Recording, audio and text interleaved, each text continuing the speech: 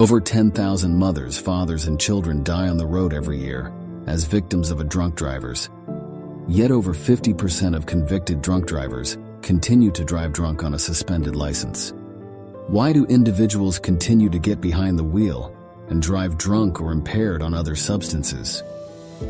Besides the addiction that comes with alcoholism and drug abuse, impaired drivers somehow believe they are superior drivers. Of course, it's an illusion. Studies show that most drivers overestimate their driving skills and see other road users as inferior to themselves. We call it the illusion of superiority. Alcohol is a toxin that causes the impairment of cellular function. That's why we call it intoxicated. It is simply impossible to operate machinery safely while our brain function and overall physiology are impaired. Even a slight diminishment in our cognitive and physical abilities is enough to change our lives and the lives of others forever. At 20, Jacqueline dreamed about falling in love. She imagined a future full of sun, friends, and flamenco dancing. But in a single moment, a drunk driver turned those dreams to ashes. The person that caused my accident destroyed my life completely. On September 19, 1999, she was a passenger in a car with 4 friends. They were heading home from a party. High school senior Reggie Stevie was also on the road that night. Blood alcohol tests would later show he was drunk when his car swerved across the road and slammed head-on into the vehicle, carrying Jackie and her friends. 2 of Jackie's friends died instantly. A rescue crew managed to pull 2 others to safety.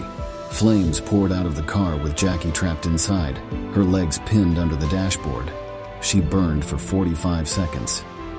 Jackie spent many years and many surgeries trying to get life back. She suffered lifelong complications from the collision and eventually succumbed to cancer at the age of 40 in 2019.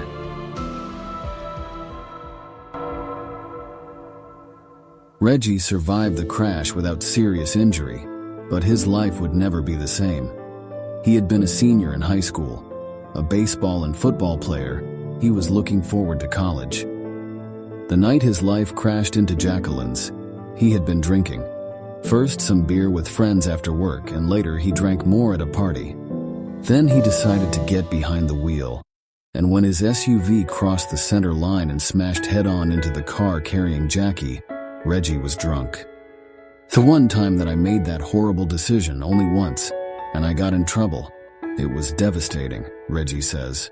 On his 20th birthday, Reggie was convicted for causing the death of 2 people while driving drunk. Instead of college, Reggie went to state prison. I went from a football field on a Friday to a prison cell on Sunday, he says. Reggie was sentenced to 7 years. Sitting in prison, Reggie thought about the family he left behind, the impact his bad decision had on them, and his future plans, which were put on hold. The prison sentence is nothing compared to the life sentence I'm going to live with for what I did,